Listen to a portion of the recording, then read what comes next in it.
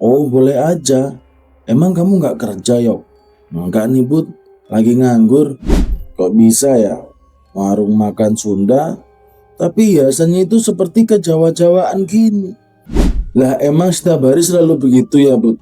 Ah, enggak lah. Cuman kadang-kadang aja buat jaga-jaga takut ada yang sirik gitu.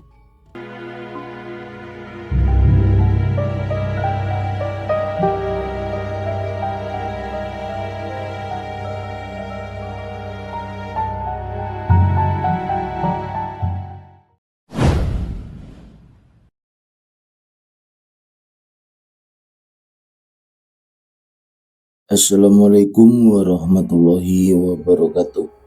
Selamat datang di Bisikan Malam, tempat di mana kisah nyata menjadi bisikan yang menakutkan. Awal mula ceritanya dari Mas Yoga. Mas Yoga ini adalah orang yang suka dengan suara burung. Pada suatu hari, Mas Yoga ikutlah salah satu event gantang burung di suatu kota. Tanpa sepengetahuan Mas Yoga disapalah salah satu peserta gantang burung. Hei Yok, kamu Bud, gantang burung juga Bud? Atau sekedar lihat-lihat aja? Iya nih, akhir-akhir ini saya sering ikut gantang burung dan suka aja gitu. Oh alah, iya ya. Di sela-sela obrolan yoga sama Budi, ditanyain tuh Budi, kamu kerja apa sekarang Bud? Saya sekarang lagi kerja sebagai pelayan di rumah makan nih Yok. Wah mantap nih, boleh dong saya ikut kerja dengan kamu. Oh boleh aja. Emang kamu nggak kerja Yok? Enggak nih Bud, lagi nganggur. Oh ya udah, nanti setelah ngantang burung mampir ya ke rumah, kata si Budi. Ya udah, minta nomor HP kamu aja. Biar nanti saya selesai ngantang burung, saya mampir ke rumah kamu, sahut si Yoga. Nah selesai gantang burung, Yoga ini berangkatlah ke rumahnya si Budi. Begitu nyampe ke rumahnya si Budi, Yoga ini langsung to the point aja nih. Gimana Bud, ada nggak lowongan kerja untuk saya? Ada, udah tenang aja, kata si Budi. Emang kerjanya gimana Bud? Ya biasalah, ngelayanin orang-orang makan kayak nganter pesanan, bikin minuman, udah gitu-gitu aja.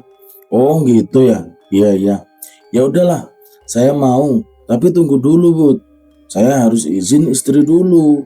Takutnya kayak yang udah-udah, nggak dibolehin sama istriku. Ya udah sok, nanti kabarin lagi ya, kata si Budi. Nah selesai ngobrol sana sini, akhirnya si Yoga ini pamit lah untuk izin ke istrinya. Singkat cerita, Yoga nyampe lah ke rumah dan ketemu istrinya dan bilang, "Mah, saya kan tadi habis gantang burung. Kebetulan ketemu sama teman lama. Nah, teman lama saya ini sekarang kan lagi kerja di sebuah rumah makan. Katanya sih gajinya untuk awal-awal masuk tuh 3 jutaan. Nanti kalau ramai ada tipsnya. Gimana mah? Boleh nggak?" Ya kalau ayah sudah yakin ya udah nggak apa-apa, jalanin aja. Oh ya udah mah. Karena sudah diizinin oleh sang istri, Yoga ini langsung telepon Budi. Gimana ini Bud? Saya udah diizinin oleh istri saya. Ya udah, nanti kalau bisa hari Jumat datang ya ke rumah saya. Biar besoknya saya kenalin sama bos saya, kata si Budi. Pada hari Sabtu tiba, si Yoga ini ke tempatnya Budi. Diajaklah, ayo ke tempat kerja saya, biar saya kenalin sama bos saya. Diajaklah Yoga ini sama si Budi untuk ketemu bosnya. Nah di situ Yoga mulai dikenalin ke bosnya. Kenalin nih Bu, namanya Yoga. Dia teman saya mau ikut kerja di sini. Oh ini orang yang kamu ceritakan di telepon itu, yang katanya bisa bikin sambel ya? Iya Bu, kata Budi. Ya udah, katanya kamu bisa bikin sambel. Coba sekarang buatkan saya sambel. Nah di situ si Yoga mulai meracik sambel sesuai selera dia. Tapi begitu sudah selesai, si Yoga bilang, ini Bu sambelnya. Ketika dicicipin sambelnya, ternyata si ibu bos ini suka sama sambelnya si Yoga. Wah mantap nih sambelnya, kata bu bosnya. Ya udah, kapan kamu masuk kerja? Kalau boleh sekarang nggak apa-apa Bu.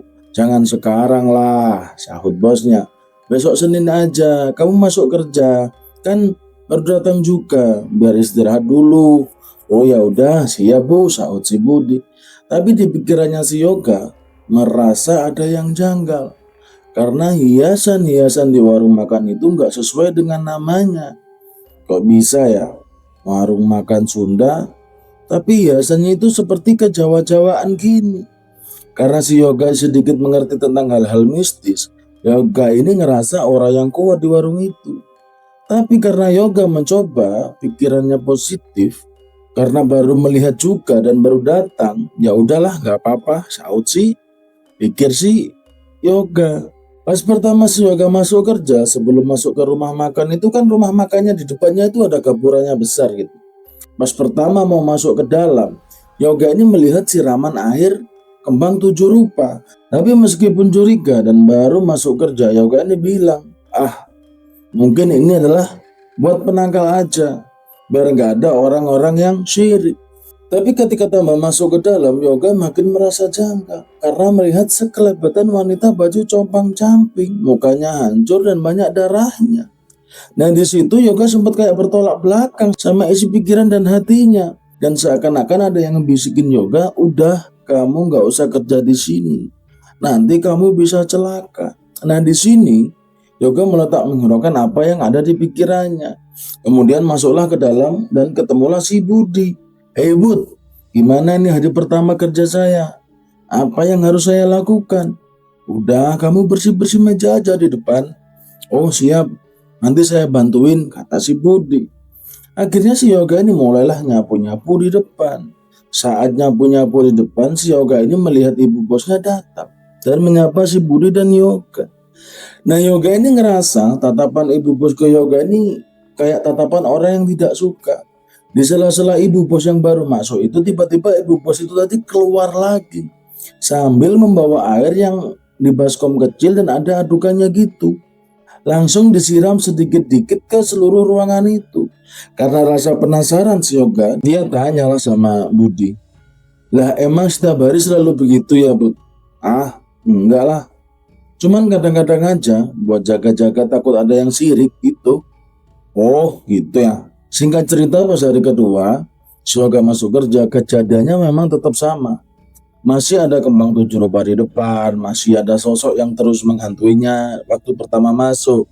Dan masih aja ada yang nyiramin air sedikit-sedikit ke seluruh ruangan itu. Tapi bedanya, kali ini dia ngelihat sosok itu, aroma amisnya itu muncul. Karena rasa penasaran lagi, akhirnya si Yoga tanyalah ke Budi, Bud, ini saya tadi ngelihat penampakan sama bau amis. Kamu ini ada-ada aja. Udah tenang aja. Di sini nggak ada apa-apa kok. Tapi ibu bos ngeliatin ke saya, kata si Yoga nih. Tetep kayak orang nggak suka, Bud. Udah, ibu bos emang kayak gitu wataknya, kamu tenang aja, sahut si Budi. Pada hari Jumat itu tiba-tiba ibu bos ngumpulin semua karyawannya. Nah di situ ibu bos bilang, nanti weekend datang ya ke rumah saya karena saya lagi ada arisan, kata ibu bosnya. Nah di situ kan jadi Yoga ini ada kesempatan nih main ke rumah ibu bos. Begitu Sabtu malam tiba, akhirnya si Budi dan Yoga ini berangkatlah ke rumah bosnya. Ketika datang, Budi ini benar-benar kaget karena rumahnya benar-benar mewah sekali.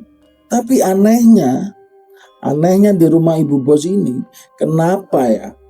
Kok penampakan yang ada di rumah makan bisa nampak juga di sini?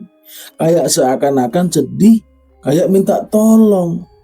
Tapi diabaikan saja sama si Yoga. Dan begitu masuk ke rumah, tepat di depan pintu, Yoga ini kaget. Kenapa rumah semegah ini tapi lukisannya Ratu Pantai Selatan yang sangat besar sekali? Kenapa? Candanya Yoga ke Budi nih. Kenapa nggak foto keluarga itu? Masa yang dipajang malah lukisan yang menyeramkan gelap gini? Udah kamu diem aja, sahut si Budi. Nah begitu masuk ke dalam dapur yang mewah, si Yoga mendengar suara tangisan perempuan yang kesakitan dan kayak minta tolong. Karena rasa penasaran yang semakin menumpuk, akhirnya si Yoga ini mendesak si Budi. Budi, saya tadi mendengar seseorang cewek yang sedang merintih kesakitan dan kayak minta tolong. Ini sebenarnya ada apa, Bud? Karena si Yoga yang selalu mendesak si Budi akhirnya mau menceritakan. Tapi dia ngajak keluar dulu ke halaman depan rumahnya. Nah, pas di depan halaman rumah ibu bos, akhirnya si Budi ini cerita. Jadi, pada waktu itu, anaknya ibu bos itu mau ngadain study tour. Tapi naasnya, anaknya itu malah mengalami kecelakaan tunggal dan masuk jurang. Jadi memang benar, penampakan yang ada di rumah makan atau di rumah ibu bos ini emang iya benar adanya. Cuma kalau saya cerita langsung lebih awal, takutnya kamu malah nggak betah kerja di sini. Si Budi ini akhirnya bilang, kamu belum tahu ya apa yang dilakukan ibu bos kita ini. Ibu bos itu ternyata penyembah Ratu Pantai Selatan. Tapi ingat, kamu jangan cerita ke siapa-siapa. Karena ini adalah rahasia kita berdua saja.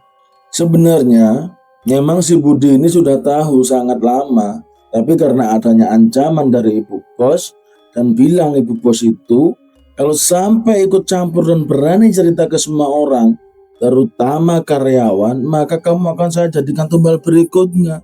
Itu ancaman ibu bos ke si Budi. Nah di sini Yoga ini mulai takut karena dari tatapan awal ibu bos ke Yoga udah beda. Dia ini takut jadi tumbal berikutnya. Ya udah, sekarang kamu diam aja. Sekarang apa yang kamu lihat, apa yang kamu dengar tetap rahasiakan. Jangan sampai kamu datang jauh-jauh ke sini hanya untuk jadi tumbal ibu bos. Singkat cerita, karena mudahnya bersosialisasi, si Yoga ini ketemulah sama seseorang ustadz yang ada di wilayah rumahnya si Budi. Dan saat di situ, saat pergi ke warung, ditanyain lah sama Pak Ustadz, kamu baru ya di sini? Iya Pak Ustadz, temennya si Budi. Kesini dalam rangka apa? Enggak Pak Ustadz, saya ikut kerja sama Budi, kerja di rumah makan yang di depan sana. Oh di situ ya, hati-hati ya. Tapi begitu Pak Ustadz bilang hati-hati, si Yoga ini langsung kayak kepikiran apa yang dikatakan Pak Ustadz tadi dan kejanggalan setiap hari yang ada di rumah makan itu. Karena rasa penasaran saat pulang dari warung kopi itu, si Yoga cerita ke Budi, Bud, tadi kan saya ke warung kopi sebelah nih. Nah kebetulan di sana saya ketemu sama orang tua yang pakai kopiah dan sarung. Itu siapa Bud? Oh itu ya, itu tuh Pak Ustadz. Emangnya kenapa? Enggak, tadi ke Pak Ustadz itu bilang hati-hati ya, bilang hati-hati ke saya Bud. Ah kamu ini, nama juga perantauan, pasti dibilangnya hati-hati. Tapi karena kejanggalan yang ada di rumah makan itu, si Yoga ini sudah berani menyela omongannya si Budi. Ah enggak lah, feeling saya nggak begitu. Ya udahlah, terserah kamu aja, sahut si Budi. Setelah 3 minggu kerja di warung makan itu, akhirnya si Yoga ini sharing lah ke Pak Ustadz yang ada di warung kopi itu. Pak Ustadz, kenapa ya